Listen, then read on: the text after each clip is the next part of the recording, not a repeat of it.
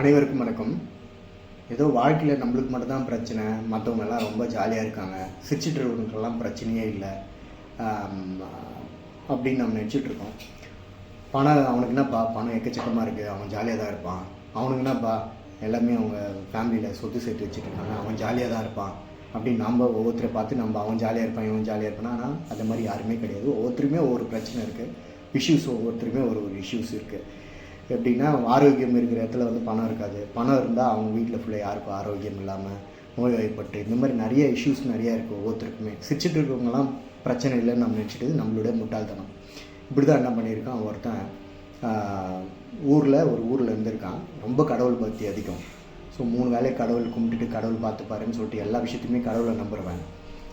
ஊரில் பயங்கரமான மழை. ஸோ மழையில் ஊரே அடிச்சுட்டு போகிற மாதிரி தண்ணி ஃபுல்லாக வந்துட்டுருக்கு. எல்லாமே ஊரை விட்டு காலி பண்ணுறாங்க. மழை அதிகமாக நிறைய தண்ணி வந்துட்டுருக்கு ஊரில். சீக்கிரம் ஊர் முழுகிடும், இந்த இடத்த விட்டு காலி பண்ணணும்னு சொல்லிட்டு ஃபேமிலி எல்லாருமே அந்த ஊர்லேருந்து கிளம்புறாங்க. இவனும் அந்த ஃபேமிலி அந்த ஊரில் ஒருத்தனாக இருக்கான். இவன் வாப்பா போகலாம் அப்படின்னு சொல்லிட்டு முட்டி வரைக்கும் தண்ணி வந்திருக்கு. அங்கே இருக்கிறவங்கலாம் கிளம்புனாப்பா, வாப்பா போகலாம் அப்படின்னா, இல்லை என்னை கடவுள் பார்ப்பாரு, நீங்கள் கிளம்புங்க அப்படின்ட்டு இருக்கான். ஸோ எல்லோரும் விட்டு போயிட்டாங்க. அடுத்தது மாற அளவுக்கு தண்ணி வந்திருக்கு. அடுத்தது இன்னும் கொஞ்சம் நெஞ்சம் இருக்கிறவங்கெல்லாம் கிளம்பிட்டு வாப்பா போகலாம் அங்கே இப்போது அப்படின்னு சொல்லிட்டு கூப்பிட்ருக்காங்க. இல்லை நான் கடவுள் பார்த்துப்பாரு, நான் அங்கே இருக்கேன் அப்படின்னு சொல்லிட்டு அங்கே இருந்திருக்கான். அடுத்தது பார்த்திங்கன்னா மூக்களவுக்கு தண்ணி வந்துடுச்சு. ஸோ அப்போ அப்பயும் ஒரு சிலர் போகிறாங்க. அப்போயும் இவன் கூப்பிட்றாங்க, இல்லை நான் கடவுள் பார்த்துப்பாரு, நீங்கள் கிளம்புங்க அப்படின்னு சொல்லிட்டான்.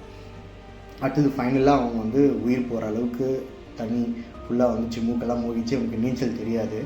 தண்ணி வந்துட்டுருக்கு. பெரிய ஒரு காஞ்சி கட்டை பக்கத்தில் அடிச்சுட்டு வந்து, காஞ்ச மரம் பெருசாக அதை மிதந்துட்டு காஞ்சி மரம் எப்பவுமே மிதக்கும் இல்லையா? ஸோ அந்த மாதிரி தண்ணியில் மிதந்துட்டு வருது. அதை பிடிச்சிட்டாவது இவன் தப்பிச்சிருக்கலாம். ஆனால் இவன் என்ன நினச்சிட்டான், இல்லை என்னை கடவுளை காப்பாற்றுவாருன்னு, உயிர் போகிற நிலைமையிலையும் கடவுள் காப்பாற்றுவார் அப்படின்னு சொல்லிட்டு அந்த நம்பிக்கையில் அமைதியாக விட்டுட்டான். அப்புறம் பார்த்திங்கன்னா இன்னும் தண்ணி ஃபுல்லாக வந்துச்சு, ஊரே மூழ்கிச்சு. இவனும் இறந்துட்டான். இறந்துட்டோடனே மேலே போகிறான். கடவுள் இருக்கார். அவன் பயங்கர கோவம், என்ன கடவுள் இது மாதிரி பண்ணிட்டாரு, நான் எவ்வளோ உன்னை நம்பினேன், நான் 3 வேளை சாமி கும்பிட்டேன், உன்னை தான் நீ தான் எல்லாமே அப்படின்னு சொல்லிட்டு நான் நினச்சிட்டேன் அப்படின்னு சொல்லிட்டு இவங்ககிட்ட மரலாம் கேட்கணும்னு கடவுள்கிட்ட போகிறான். சண்டை போடுறான். இந்த மாதிரி பண்ணிட்டே கடவுள் அப்படின்னு சொல்லிட்டு கேட்குறான். நியாயமா அப்படின்னு கடவுள்கிட்ட கேட்குறான். கடவுள் சொல்கிறாரு, முட்டி அளவுக்கு தண்ணி வந்துச்சுல்ல, அப்போ கூப்பிட்டாங்கல்ல ஒரு சிலர், ஏன் நீ போகல அப்படின்ட்டு. இல்லை நீங்கள் காப்பாற்றுவீங்க, கடவுளை காப்பாற்றுவாருன்னு நான் நினச்சிட்டு அமைதியாக இருந்தேன். சரிப்பா. அடுத்து மாறளவுக்கு தண்ணி வந்துச்சுல்ல, அப்பயாவது கூப்பிட்டாங்கல்ல ஒரு சிலர், அப்போ போயிருக்கலாம்ல, ஏன் போகல? இல்லை கடவுளை நீங்கள் கூப்பிடுவீங்க, நீங்கள் என்னை காப்பாற்றுவீங்க அப்படின்னு நினச்சிட்டு நான் போகாமல் வந்துட்டேன் அப்படின்னு சொல்கிறான். சரி, மூக்களவுக்கு தண்ணி வந்துச்சு, ஃபைனலாக ஊரே அது முழு போகுதுன்னு தெரியும், நீ அப்பயாவது போயிருக்கலாம்ல? இல்லை கடவுளை நீங்கள் வருவீங்கன்னு தான் நான் அந்த மாதிரி நினச்சிட்டு அமைதியாக இருந்தேன். சரிப்பா, உயிர் போகிற அளவுக்கு இன்னும் கொஞ்சம் தான் மூச்சு இருக்கா. அப்போ ஒரு பெரிய காஞ்சி கட்ட உன் பக்கத்துலேயே போச்சு, ஜஸ்ட்டு கையை பிடிச்சிருந்தாவே நீ அது தப்பிச்சிருக்கலாமே, ஏன் நீ அதிகம் பண்ணல அப்படின்னு கேட்குறான். இல்லை கடவுளே, நீங்கள் எப்படியாவது காப்பாற்றிடுவீங்க அப்படின்ற நம்பிக்கையில் தான் நான் அமைதியான்ட்டேன், இல்லைன்னா நான் எப்படியா இது பண்ணியிருப்பேன். நான் ஒவ்வொரு டைமும் உன்னை காப்பாற்றுறதுக்காக தான் ஆள் அனுப்பிச்சி விட்டேன். ஃபஸ்ட்டு கூப்பிட்டேன், வரல. மாறளவுக்கு தண்ணி வந்துச்சு, அப்போ வாடான்னு சொல்லிட்டு கடவுள் ரூபத்தில் உங்களை கூப்பிட்டேன், ஒரு ஆப்பர்ச்சுனிட்டி கொடுத்தேன், நீ வரல. அடுத்து மூக்களவுக்கு வந்துச்சு, அப்பயாவது வாடான்னா வரல. அடுத்தது சாவ போகிற அந்த டைமாவது ஒரு ஆப்பர்ச்சுனிட்டின்ற ஒரு கட்டை வந்துச்சு, நீ அதையும் யோசிச்சு வரல.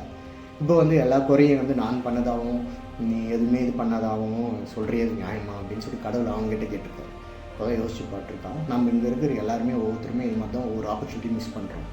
ஆப்பர்ச்சுனிட்டி டேரெக்டாக இதுதான் ஆப்பர்ச்சுனிட்டின்னு அப்படிலாம் வராது. ஒரு விஷயம் ஃபோன் காலில் வரலாம், நம்மளுக்கு தெரிஞ்சுக்க மூலியமாக வரலாம், இல்லை யாருன்னா பேசுகிறப்போ வரலாம், நியூஸ் பேப்பர் படிக்கிறப்போ வரலாம், இல்லை நியூஸ் பார்க்குறப்போ வரலாம். எந்த விஷயம் எப்படி வந்தாலும் அது எப்படி நம்மளுக்கு ஆப்பர்ச்சுனிட்டி யூஸ் பண்ணிக்கணுன்றதை நம்ம யோசிச்சு முடிவு பண்ணலாம். ஆப்பர்ச்சுனிட்டிஸ் மிஸ் பண்ணிவிட்டு அப்புறம் இது போயிடுச்சு அது போயிடுச்சுன்றதுல there is no value addition. சரியா? வேல்யூ எதுவுமே இல்லை. நம்ம இருக்கிறவங்க எல்லாருமே பிரச்சனை இதோட முடிஞ்சிடும், இதுக்கப்புறம் அவ்வளோதான் லைஃப் அப்படியெல்லாம் இல்லை. ஜஸ்ட் ஒரு கண்ணை மூடி ஒரு 2 செகண்ட்ஸ் 5 செகண்ட்ஸ் இல்லை ஒரு 5 நிமிஷம் நீங்கள் மைண்டை ப்ளசண்ட் ஆகிட்டு அடுத்தது அதை எப்படி எடுத்துகிட்டு போகலான்னு சொல்லிட்டு மைண்ட் ப்ரெஷராக இருந்தீங்கன்னா ஈஸியாக நம்ம பண்ணலாம். இங்கே இருக்கிற எல்லாருமே இப்படி தான் யோசிச்சுட்டு இருக்கோம், இதோட முடிஞ்சிச்சு ஆப்பர்ச்சுனிட்டி, அவ்வளோதான், இதுக்கு மேலே அவ்வளோதான் அப்படின்ட்டு. அப்படி கிடையாது. ஆப்பர்ச்சுனிட்டி இருக்குது. கடவுள் எல்லாருக்குமே அந்த டைம் கொடுத்துருக்காரு, நம்மளுக்கும் அந்த டைம் கொடுத்துருக்காரு. நாம தான் அதை கரெக்டான வகையில் யூஸ் பண்ணிக்கணும். கண்ணை மூடி யோசித்து நிதானமாக அடுத்தது என்ன பண்ணலாம், இந்த விஷயத்தை எப்படி எடுத்துகிட்டு போகலாம், பிஸ்னஸ் எப்படி ரன் பண்ணலாம், பர்சனல் லைஃப் எப்படி எடுத்துகிட்டு போகலாம், காசு விஷயத்தை எப்படி ஹேண்டில் பண்ணலாம், இது வரைக்கும் தப்பு பண்ணிட்டு அதுக்கப்புறம் நம்ம எப்படி பண்ணோன்றத ஒவ்வொருத்தருமே யோசிச்சோம்னா அதுக்கான சொல்யூஷன் கண்டிப்பாக உண்டு. ஸோ எல்லாருமே ட்ரை பண்ணுங்கள், எல்லாருமே நல்லா இருப்போம். நன்றி, வணக்கம்.